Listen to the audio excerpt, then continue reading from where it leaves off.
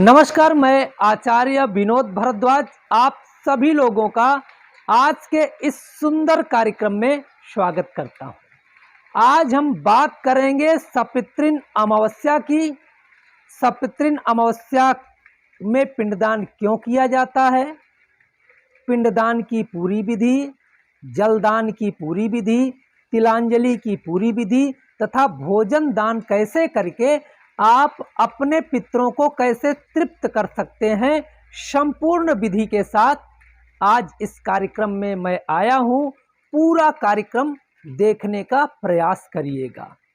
एक उपाय निश्चित रूप से आपके पितरों को तृप्त कर देगा, आपके घर में खुशियां ले आएगा, आपके परिवार में खुशहाली समृद्धि का महा आशीर्वाद आपके पितर दे करके जाएंगे। मित्रों, यदि आप हमारे YouTube चैनल पे पहली बार आए हैं या अभी तक आपने हमारे YouTube चैनल को सब्सक्राइब नहीं किया है तो ज़रूर कर लें, क्योंकि हम आपके लिए सुंदर से सुंदर कार्यक्रम लाने का प्रयास करते हैं। यदि कार्यक्रम अच्छा लगे तो औरों के लिए ज़रूर शेयर करिएगा। अब बात करते हैं सपितृन अमावस्या की। शास्त्रों में कहा गया है, पितृपक्ष अर्थात आश्विन कृष्ण पक्ष प्रतिपदा से लेकर के अमावस्या तक माना जाता है।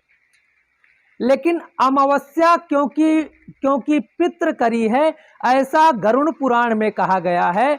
आश्विन कृष्ण पक्ष की अमावस्या में जो भी व्यक्ति पिंड दान, जल दान तथा भोजन दान, वस्त्र दान, छत्र दान आदि संपन्न करता है, अर्थात ब्राह्मण को देता है श्रद्धा पूर्वक, उसके पितृ यदि नरक में भी हैं, यदि प्रेत आत्मा है, यदि भूत आत्मा है, यदि अतृप्त हैं, फिर भी वो शांत हो जाते हैं, उनको शांति मिलती है। पितरों के लिए गरुड़ पुराण में कहा गया है कि पितृ देवताओं से भी अधिक मूल्यवान है।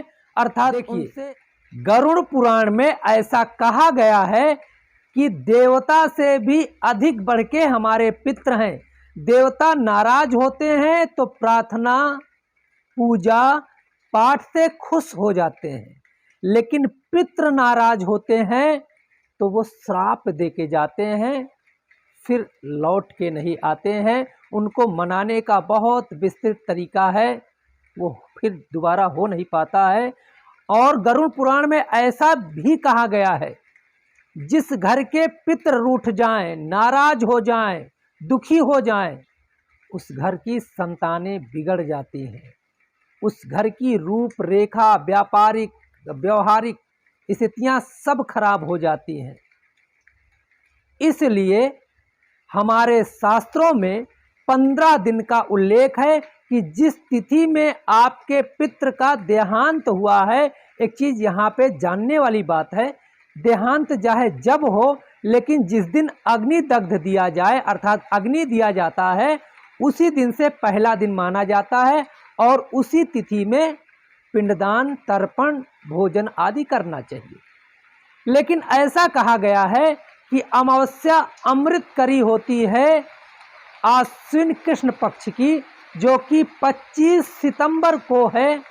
इस दिन आप अपने भूले भटके जिनको आप जानते भी नहीं हो, अपने कुल गोत्र के उत्पन्न जो भी पितृ हैं, अग्नि में जल करके मरे हैं, पहाड़ से गिर करके उनका देहांत हुआ है, किसी अस्त्र शस्त्र से उनका देहांत हुआ है, आत्महत्या के द्वारा उनका देहांत हुआ है, या किसी प्रकार से अकाल मृत्यु को प्राप्त हुए प्रेत को भी अमावस्या के दिन पिंडदान, जल दान देने से, तिलांजलि देने से उन्हें राहत मिलती है, ठंडक मिलती है और वह तृप्त होते हैं। इसलिए अमावस्या के दिन दूध, दही, चावल, जौ तथा रोली, अक्षत, फूल, माला आदि लेकर के बैठ जाएं, या किसी योग्य ब्राह्मण को आप जो है बुला लें।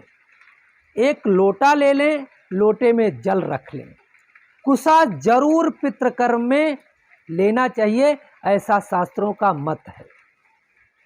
यदि कुसा ना मिले तो दूर्वा जरूर सम्मिलित करें। दक्षिण की ओर बैठ करके अपने पितरों को याद करना चाहिए। एक सरसों के तेल का दीपक जला करके जौ या चावल के आटे का 3 पिंडदान बनाना चाहिए। वैसे तो गरुड़ पुराण में आया है, शास्त्रों में कहा गया है तिल, चावल और जौ, इनके आटे का, अर्थात तिल तो चूरा चूरा ही होता है, उसका आप जो बना सकते हैं पिंड। चावल को पीस करके, जौ को पीस करके 3 पिंडदान बनाएं। पिता, पितामह, प्रपितामह को तीनों पत्तलों पे अर्पण करें, गोल गोल पिंडदान बना करके दें। एक चीज ध्यान आपको रखना है कि इन दोनों उंगलियों के बीच से ही पिंडदान दिया जाए। पिंडदान देते समय अपने पिता, पितामह, प्रपितामह, माता, मातामही, प्रमातामही का नाम लेकर के तस्मै स्वधा ऐसा बोल के ऐसे रख दे। यह पिंडदान की प्रक्रिया हो गई।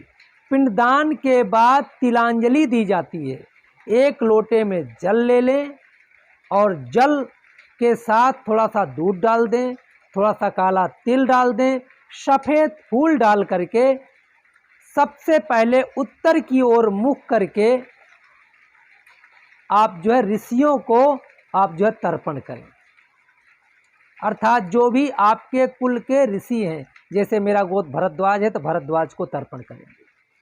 उसके बाद अपने कुल के देवताओं के लिए पूरब की ओर मुख करके तिलांजलि दें। जो आपके घर के देवता हैं उनको तिलांजलि दें।